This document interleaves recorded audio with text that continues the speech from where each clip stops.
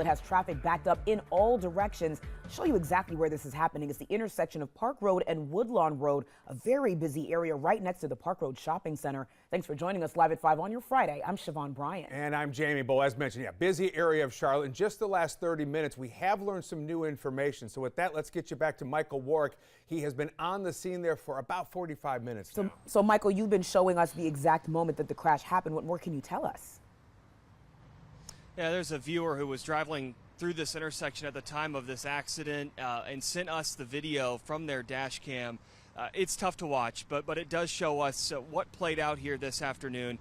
That's where crime scene investigators have their attention right now. It's around this tractor trailer with the blue machinery on the back of it. It's just steps, really, from the crosswalk that is here at Park Road and Woodlawn Road.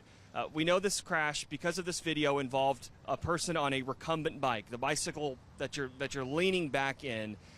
We know the tractor trailer with the blue machinery was trying to make this turn from Park onto Woodlawn Road.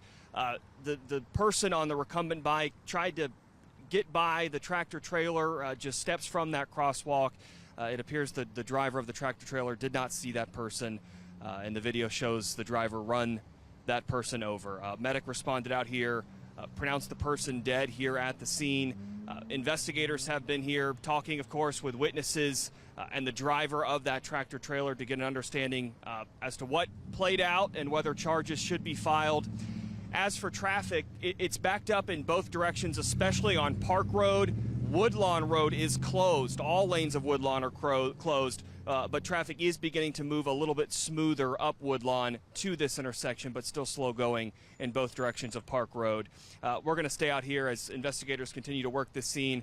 It shouldn't be too much longer, I would think, until they have this scene wrapped up. We'll stay out here and continue to ask police if any charges will be filed in this case. Just a tough one out here this afternoon. I'm Michael Warwick, WBTV, on your side. A very horrible story. Michael, thank you. Siobhan? Jamie, let's head outside.